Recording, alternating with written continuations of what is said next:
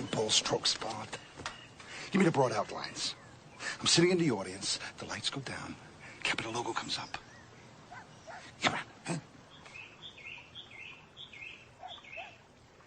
Yeah. The next thing is called an outline. And so let's say you've got the log line, the synopsis, you've got a nice treatment, and you've got some idea of the story. Well, you're going to have to logically outline that story. I would say that without exception, 100% of professional screenwriters outline their stories. They outline it in advance. And a lot of people will say, no, I don't do that. I just write and see where it goes. All right, that's fine. But eventually it has to be a structured, coherent document. And so that's the end goal. The end goal is a structured, coherent document. Let's say you have this massive mountain that you want to climb without ropes. You can just start climbing it, but then you might end up way over here, and then you have to come back down, or you might end up way over here. You might just fall off, give up, and die.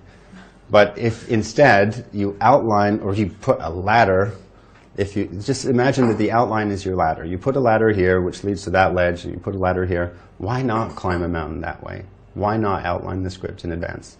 You have to figure out all this story stuff anyways, so why not figure it out in a small chunk with few words? Figure out if your story works before you write the thing. So the last thing you ever write when writing a script is a script. Write the script last. It's just a waste of time. You write this huge block of useless stuff because you even after you write the logline and you write a synopsis and you write a treatment and you write an outline, even after doing all that, and then you start writing the screenplay, new stuff comes up and you have to go back and change it, you have to go back and change here. So even when you're as meticulous as possible, stuff still comes up and it's really hard. So you have to try and nip that all in the bud and figure out the story logic in advance. If you get some brilliant idea for the best scene ever made in the history of the universe, write it down somewhere, and then just keep it there. Let me show you what an outline looks like. This is an outline for a TV series. When you're a screenwriter, if you want to get into television, you have to write episodes of TV shows. So this is an episode of House that I wrote. And I'm just going to show you what an outline looks like. So this is specifically a television outline. So you see like the opening scene is called a teaser in television.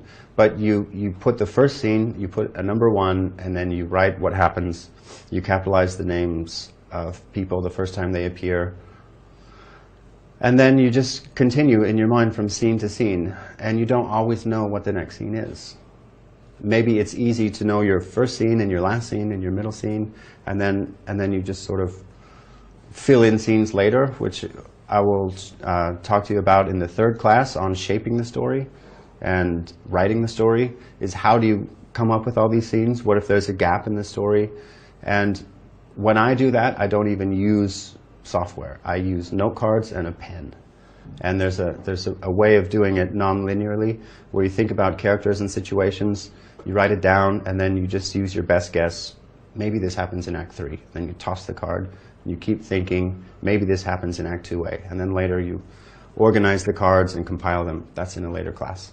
But eventually an outline should be something that any screenwriter could look at this outline and then say, oh, okay, I can write a script based on this, because it basically has every scene that you need. This would be an hour-length TV show. And if Act 1 has like 5 scenes and Act 2 has like 35 scenes, there's something wrong. There's something wrong. You just kind of use your gut. Like this was a really good spec that I wrote that has actually gotten me jobs. Let's count the scenes. I don't know, 30, 32 scenes.